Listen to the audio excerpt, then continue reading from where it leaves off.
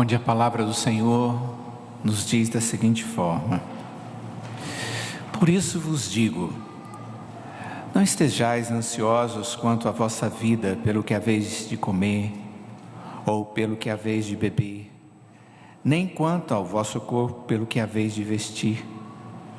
Não é a vida mais do que o alimento, e o corpo mais do que o vestuário?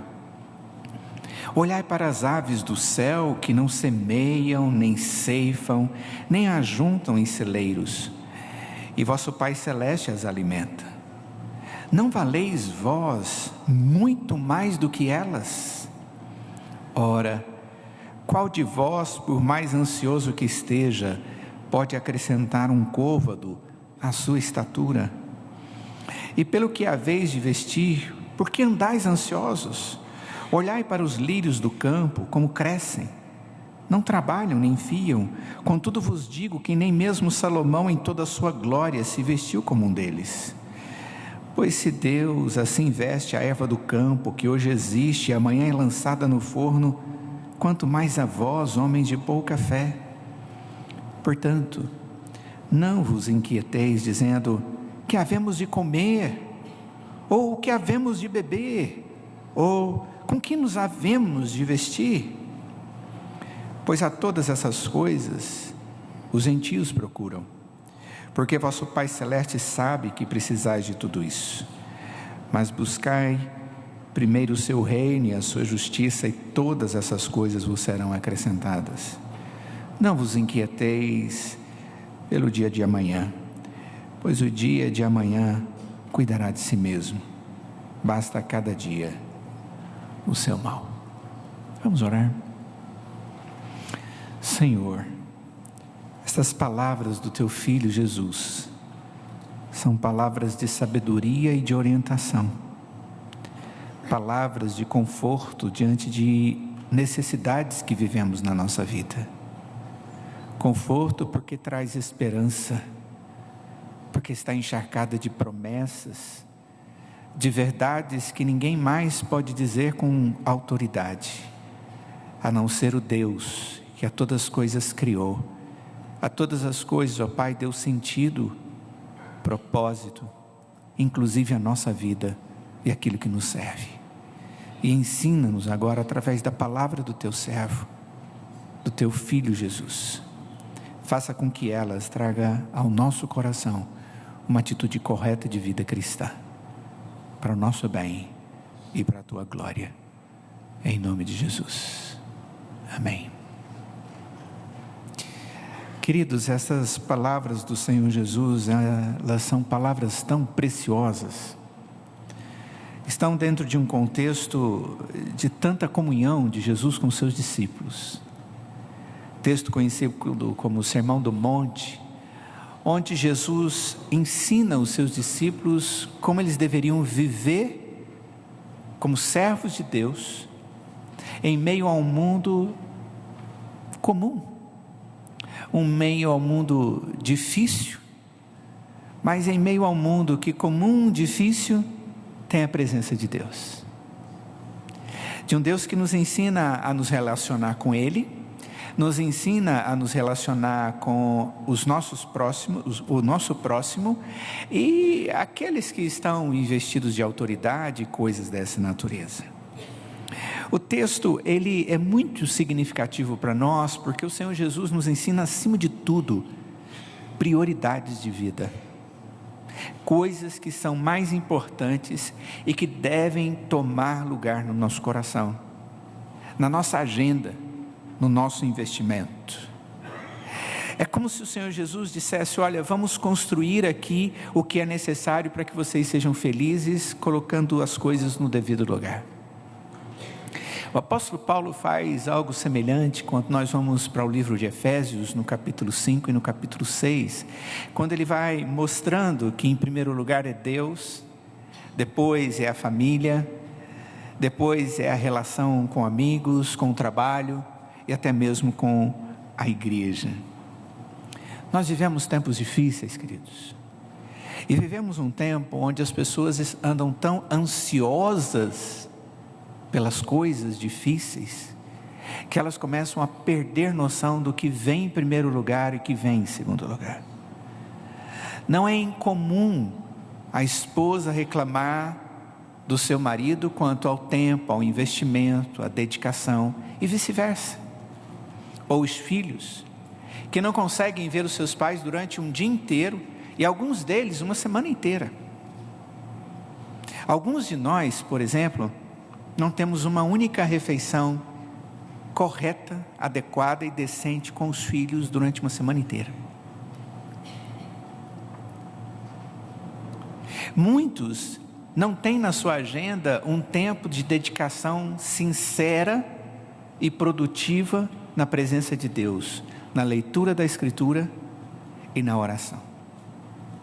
Não é incomum, por exemplo, ao conselho da igreja, quando conversa com aqueles que estão aspirando à membresia da igreja, perguntar: você lê a Bíblia regularmente? As pessoas dizem: não, mas eu vou fazer isso, eu gostaria de fazer isso. A pergunta é: qual o problema? E muitas vezes é o tempo, é a organização. Certamente não é o tempo. Isso tem muito mais a ver com prioridades, com valores. E é exatamente sobre isso que o Senhor Jesus está nos ensinando nesse texto.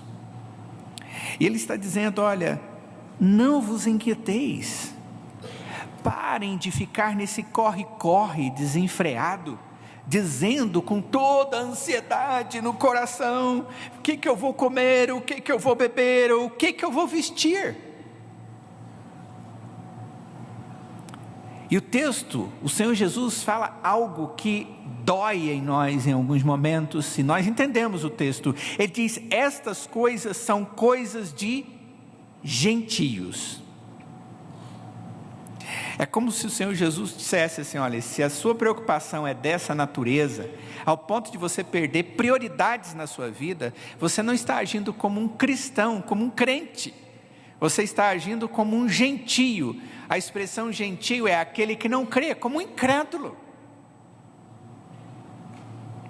Quando, amados, nós não temos os valores corretos na nossa vida, e as prioridades baseadas nesses valores, nós corremos o risco de vivermos como incrédulos, e desprezarmos o nosso Deus, que é tão precioso e zeloso para conosco. Uma expressão que é muito comum no meio daqueles que trabalham as emoções e as atitudes das pessoas, os comportamentos das pessoas, é a pessoa viciada em. Existem muitos tipos de vícios. Por exemplo, nós falamos do vício da bebida, nós falamos do vício das drogas, o cigarro, as drogas mais pesadas, a maconha, o crack, a cocaína e estas coisas todas que nós sabemos que é algo terrível. Mas existe também um outro vício muito comum nos dias de hoje, o vício do trabalho. E esse tem levado muitas pessoas a irem também a baixas emocionais, a baixas relacionais, familiares, profissionais e alguns deles de vida, por somatizarem muitos. Eles são chamados os viciados no trabalho. Uma expressão americana é workaholic. São pessoas que fazem do trabalho a sua principal razão de viver.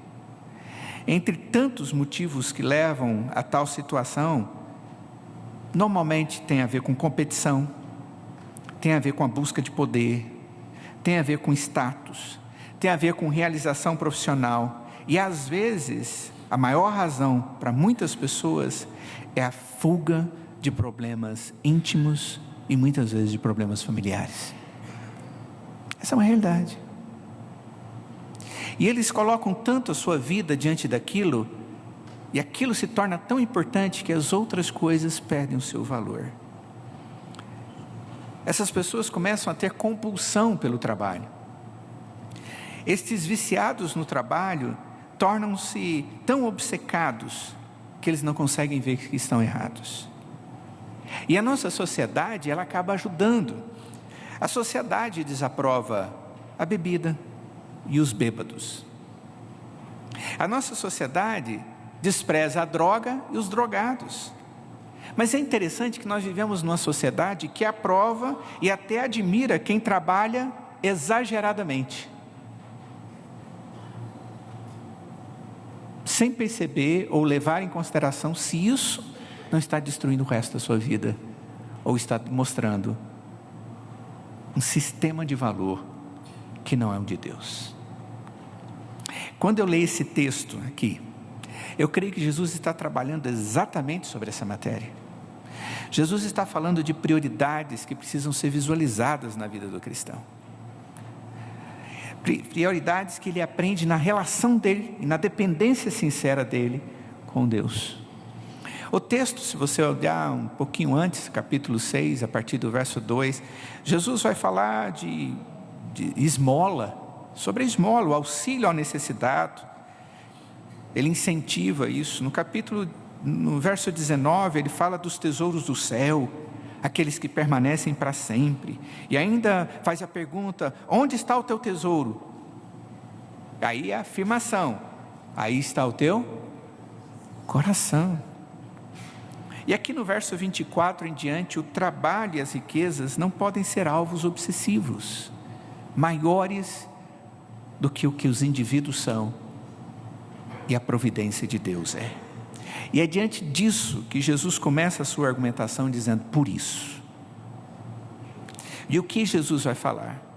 Como que nós podemos vencer essa tendência do coração pecaminoso que cada um de nós tem, e do mundo onde vivemos, de inverter valores, e de, por causa disso, não depender adequadamente de Deus, e por causa disso vivemos uma ansiedade absurda, ao ponto dos nossos gabinetes muitas vezes ficarem cheios de pessoas cheias de ansiedade, porque não tem valores específicos na sua vida. Como vencer? A primeira coisa que Jesus fala nesse texto, irmãos, é que nós nós vencemos essa solicitude da vida, esse grito da vida contemporânea, na medida em que nós reconhecemos os valores corretos, aqueles que Deus torna valores bons. Ele diz algo interessante no verso 25, na parte final do verso. Ele diz: não é a vida mais do que o alimento, e o corpo mais do que as vestes? Ele está dizendo: olha, o que é mais importante é a vida e o corpo, não o alimento e muito menos as vestes. É porque ele havia dado exemplos anteriormente, e nós precisamos observar aqui, que esses exemplos mostram para algo que é comum, mas que é verdade. Ele diz aqui a respeito daqueles que não plantam, nem colhem, mas têm benefícios. Aqueles que não regam, não faz chover, mas experimenta de tudo aquilo. Por quê? Porque o que está sendo valorizado é a vida e o corpo. Ele é valorizado muito mais do que o alimento, o corpo e vestes. Que vida é essa? Jesus está falando daquela vida que desde Gênesis é apontada e depende da ação de Deus. A vida só existe, irmãos, porque Deus a gerou, porque Deus fez com que ela existisse. Deus ali em Gênesis, no seu ato criador, Ele concedeu ao homem, como parte da boa criação, o fôlego de vida. Isso foi tão importante, que o texto diz que o homem passou a ser alma que vive, alma vivente. A vida pode ser definida como existência. Não só o homem cristão tem vida, existência, mas todos os homens. Todos os homens, se existem, se vivem, vivem porque Deus deu vida a eles. E se não tem vida, é porque Deus tirou a vida deles. Tanto os cristãos como os não cristãos. Quando a Bíblia fala a respeito de vida, ela fala muito mais do que esse fôlego que nós temos. A Bíblia fala, por exemplo, de vida eterna. E vida eterna é muito mais do que respirar. É uma vida cheia da intimidade com Deus, porque Ele é a própria vida. Então na Bíblia, a expressão vida tem essa conotação de existência, mas também tem essa conotação de comunhão com Deus, de expectativas de eternidade. Sabendo assim, nós devemos compreender que o princípio, principalmente o que Jesus está falando, é da nossa existência que vem dEle, e da nossa existência que depende dEle, porque Ele é o Deus que sustenta todas as coisas. Contudo, é mais do que isso, um Deus que dá existência para nós, fôlego, para que Ele tenha significado, para que esse fôlego seja para o louvor, para a honra e para a glória dEle. Quando o Senhor Jesus diz, ela vale mais, é essa vida, essa existência cheia de Deus, cheia da graça de Deus, de vida escolhida, transformada e cuidada por Deus, para glorificar a Deus. Por quê? Porque os gentios é que buscam as coisas erradas, mas os servos de Deus, os escolhidos, o Pai Celeste, sabe que eles necessitam das coisas e concede a eles, cuida deles, abençoa-os, porque Deus lhes deu vida e vida em abundância. Irmãos, a primeira coisa que nós devemos considerar para que possamos viver e vencer a ansiedade causada pelas necessidades é reconhecer que somos mais importantes do que qualquer outro bem ou necessidade que nós temos. A vida que Deus nos dá é mais preciosa do que as posses do que nós temos, do que o status que nós temos e a roupa que vestimos. Eu vou fazer uma pergunta simples, mas vocês vão entender. Quantos que estão aqui já foram assaltados alguma vez na vida? Roubados? Pode levantar a mão para a igreja ver? Olha para trás, quem não está vendo, vocês vão assustar. Terrível isso. Quantos de nós já ouviu falar que alguém, para roubar um tênis, já matou outra pessoa? Um celular, uma corrente. Eu me lembro de uma membro da igreja presbiteriana de Goianésia, qual pastoreei, pastor Hélio também pastoreou. O rapaz tentou arrancar a corrente do seu pescoço, puxando, só que era uma corrente grossa. Ele a machucou. Ela gritou e ela pediu, por favor, deixa eu tirar. E ela ficou com as marcas daquilo no seu pescoço. Ele ia matá-la por causa daquilo. Os gentios é que põem valor sobre as coisas. Deus nos dá valor, nos dando vida. Esse reconhecimento de que somos mais importantes do que qualquer outro bem e necessidade, nos ajuda a vencer a ansiedade do mundo contemporâneo. Outra coisa que Jesus nos fala aqui nesse texto, irmãos, é que nós precisamos reconhecer a fidelidade de Deus. O texto diz no verso 26, as aves do céu, vosso Pai Celeste as sustenta. Depois no verso 28 e no verso 30 diz, os lírios do campo, Deus as veste. Ou seja, eles precisam dessas coisas, de sustento e de vestes? Sim. Aí vem o verso 27 e diz assim, qual de vocês, por ansioso que esteja, pode acrescentar um côvado, uma medida do curso da sua vida? Nós tentamos fazer isso. Nós labutamos por isso. Tem algumas pessoas que gastam fortunas tentando aumentar o curso da sua vida. Mas eu vou dizer uma coisa, por mais que você tente somente se Deus abençoar, porque se Deus não abençoar, irmão, não tem jeito. Quando Ele quiser levar, Ele leva. Conversa com os médicos da nossa igreja, você vai ouvir deles a mesma coisa. Estou falando a verdade, irmãozinhos? Mas quando Ele quer sustentar, o médico vai falar assim: parece que foi um milagre.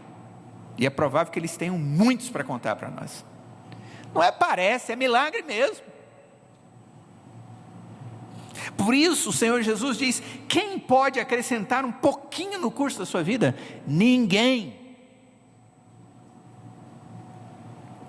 E aí vem o verso 30, diz: ora, se Deus veste assim a erva do campo, que hoje existe e amanhã é lançada no forno, quanto mais a vós outros, homens de fé, mas de pequena fé. Se eu creio é porque Deus me deu fé. Se eu tenho vida é porque Deus me deu vida. Se Deus sustenta a minha vida, eu continuo vivendo.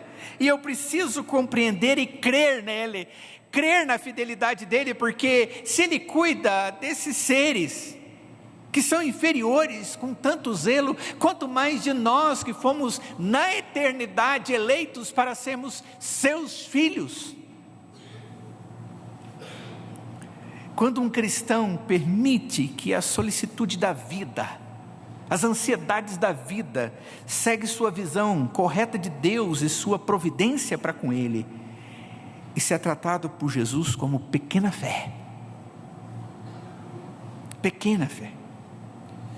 O relacionamento de Deus com o seu povo é fruto de um pacto, de um compromisso que Deus resolveu ter conosco, que envolve vida eterna, envolve proteção, envolve vitória sobre o pecado, envolve vitória sobre Satanás, envolve vitória sobre a morte, envolve providência que nos habilita a viver cada dia na certeza do sustento, envolve todas as coisas que somente Deus pode nos dar.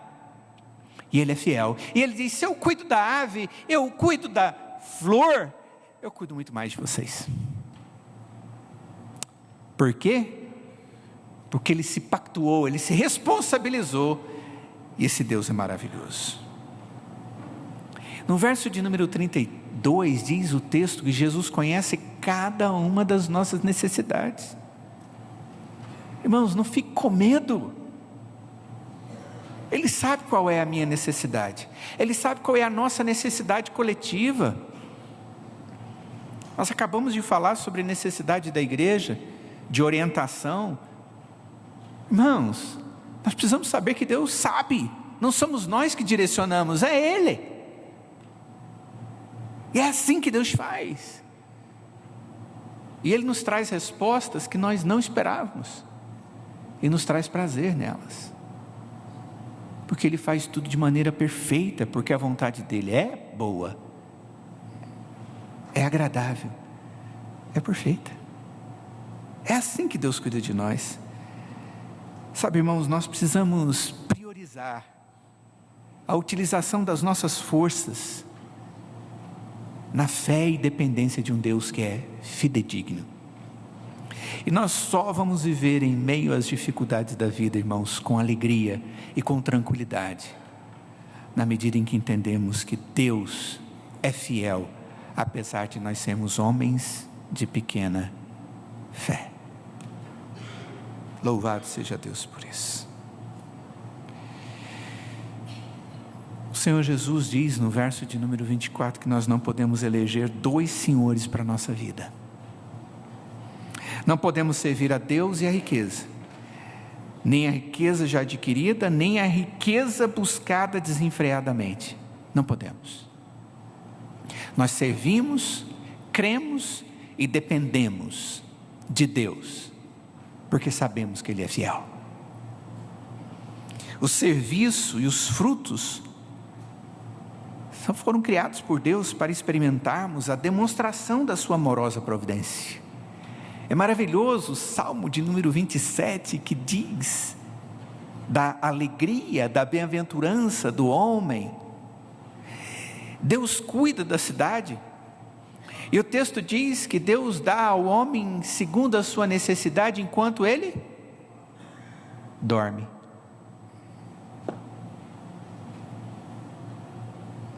Por isso diz o texto no verso 34, não vos inquieteis pelo dia de amanhã, pois o dia de amanhã cuidará de si mesmo, basta a cada dia o seu mal.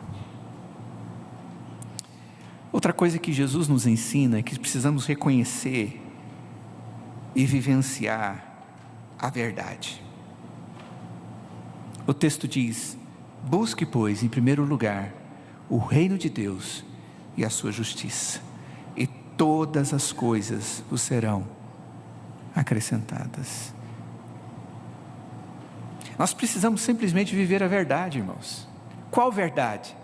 A que nós inventamos? Não, a verdade que Deus revelou, a verdade que Deus nos deu, aquela que nós podemos sobre ela construir toda a nossa história e expectativa, aquela que em alguns momentos é estranha para o mundo onde vivemos, que olha para nós como cristãos e diz, esse cara é um lunático, como é que ele pode numa situação dessa ficar esperando desse jeito, ou crendo nessas coisas, ou olhando para a cruz e achando que é alguma coisa, na hora da enfermidade tomar o remédio e ainda colocar o joelho no chão, na hora da dificuldade financeira, chegar diante de Deus, olha, se você não trabalhar não vai funcionar, não adianta você orar, não adianta você trabalhar se não orar, irmão, o que você vai produzir não vai te suprir. Jesus, ao concluir esse assunto, ele diz que para resolvermos esse problema complexo, mas real, de solicitude e ansiedade da vida, nós temos que ter uma visão correta sobre os valores, devemos ter uma relação correta com as promessas, com a verdade de Deus, através da fé, e agora acrescenta que nós devemos buscar o reino de Deus e a sua justiça, buscar o que é certo, e o que é de Deus, o que é justo, e o que faz parte do reino. A grande pergunta é como nós estamos buscando as coisas do reino, e as coisas certas. Hoje nós já desfrutamos do reinado e dos benefícios da autoridade e eficiência do senhorio de Jesus no reino onde vivemos. Mas também buscamos e devemos buscar a justiça divina, lutar por ela, sem medo algum, porque na medida em que tivermos segurando a verdade como luz na nossa vida, nós vamos saber qual o caminho que devemos andar. Queridos, como lhes disse na introdução, vivemos num mundo onde temos muitas dificuldades, inclusive eclesiásticas, mas em cada uma das situações, irmãos, nós precisamos aprender a valorizar as coisas certas, aquelas que Deus colocou como prioridade, para que possamos investir segundo a força e a graça de Deus, que nos dá vida. Um Deus que nos dá promessas, de um Deus que sustenta a vida e faz cumprir promessas, e nos ensina a alegria da dependência.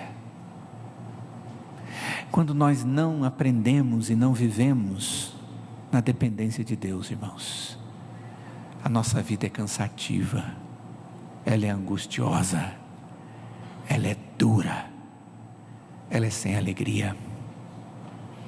Mas quando aprendemos os valores de Deus e a depender da sua graça, irmãos, o que traz alegria para nós, o que traz prazer e esperança e convicções, não é o que temos, mas o que Deus nos faz ser,